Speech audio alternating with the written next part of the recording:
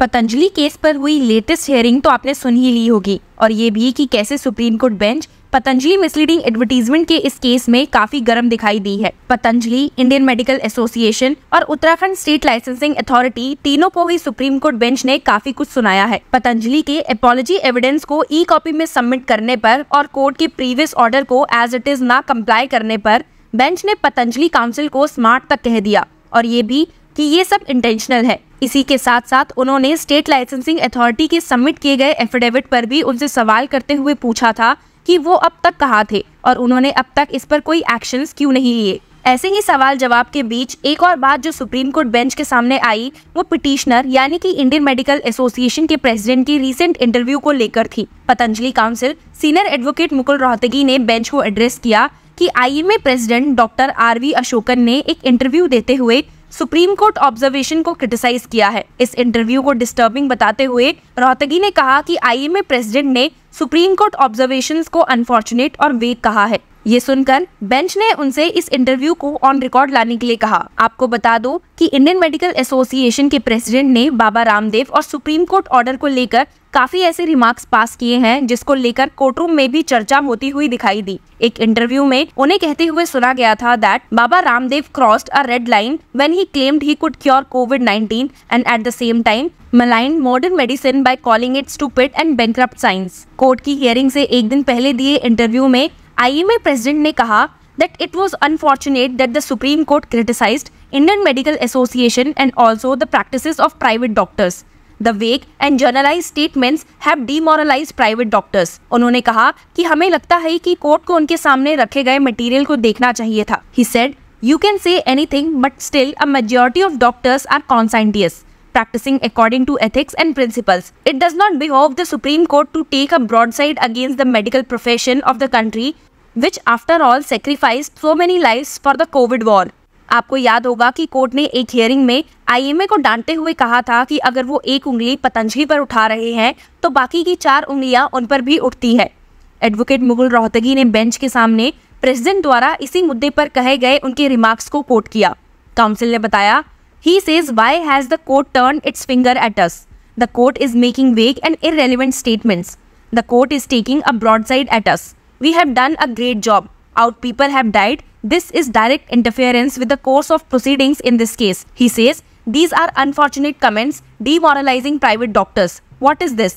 ये सुनकर IMA council पर मुड़ते हुए जस्टिस कोहली ने उनसे कहा कि सेल्फ सर्टिफिकेशन किसी को हेल्प नहीं करता है। आईएमए द्वारा किए गए इस एक्ट पर जज ने रिमार्क किया, "Self-certification does not help anybody.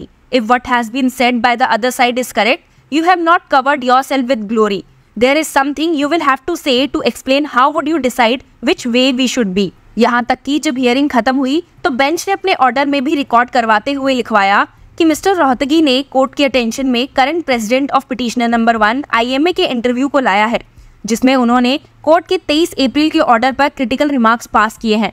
Court ने ऑर्डर में इंटरव्यू की कॉपी को 2 दिन के अंदर रिकॉर्ड पर लाने के लिए कहा है। आपकी जानकारी के लिए बता दूं कि इतना ही नहीं, इसी हियरिंग में सुप्रीम कोर्ट बेंच ने स्टेट लाइसेंसिंग अथॉरिटी के एफिडेविट पर भी अपना कहर बरसाया था। सुप्रीम कोर्ट बेंच ने स्टेट लाइसेंसिंग अथॉरिटी के एफिडेविट पर क्या सवाल उठाए इसके बारे में हम पिछली वीडियो में बात कर चुके हैं, पर जिसके बारे में बात नहीं की गई है वो ये है कि स्टेट लाइसेंसिंग अथॉरिटी ने अपने एफिडेविट में क्या लिखा है। एफिडेविट में लिखते हुए उत्तराखंड गवर्नमेंट ने सुप्रीम कोर्ट को बताया कि उन्होंने बाबा रामदेव की दिव्य फार्मेसी और पतंजलि आयुर्वेद लिमिटेड पर कंप्लेंट्स फाइल करने के लिए अलाउ कर दिया है for the repeated violations of the drug advertisements law.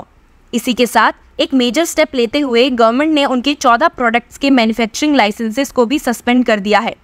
In 14 products का नाम बताते हुए एफिडेविट में स्टेट किया गया है, The State Licensing Authority issued an order dated April 15, 2024 to Divya Pharmacy and Respondent number 5 Patanjali Ayurved Limited, stating therein that the manufacturing licenses for 14 of their products, namely Swasri Gold, Swasri Vati, Bromcham, Swasri Prabhahi, Swasri Avale, Muktavati Extra Power, Lipidome, BP Grit, Madhu Grit, Madhunar Vasini Vati Extra Power, Livamrit Advance, Livogrit, I Grit Gold and Patanjali Drishti Eye Drop are suspended with immediate effect under Rule 159(1) of the Drugs and Cosmetic Rules 1945। Affidavit में ये भी submit किया गया था कि state licensing authority ने एक public notice भी इशू किया था।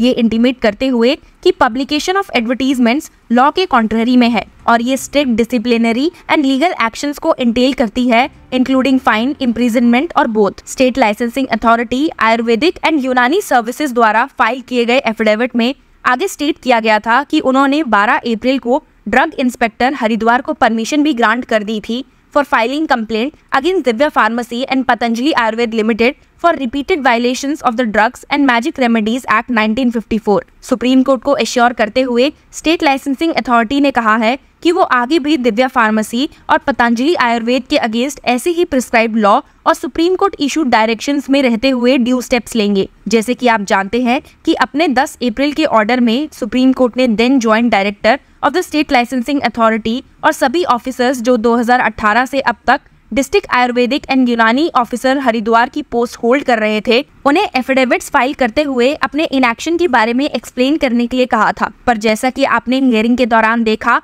कोर्ट ने उनके इस एफिडेविट में कुछ चीजों को पॉइंट आउट किया। पहला, बेंच ने नोट किया कि 90 पेज के इस एफिडेविट में पेजिनेशन यानी कि नंबरिंग नहीं हो रखी है। ये देखकर बेंच ने एफिडेविट को 1 लाख की कॉस्ट के साथ रिजेक्ट कर दिया।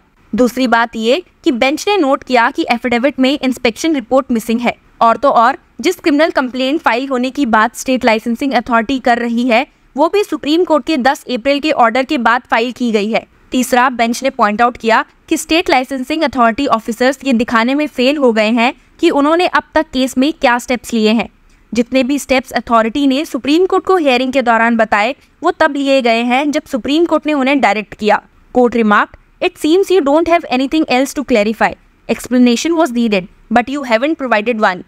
All you did was list what had been done. You glossed over everything in paragraph 21. Which counsel has drafted this? Read it out in the court." State licensing authority द्वारा पतंजलि के 14 products के licences को suspend करने पर comment करते हुए justice Kohli को कहते हुए सुना गया, "The bottom line is that when you want to act, you move like lightning. If you don't, you drag your feet. In just 3 days, everything that needed to be done was completed.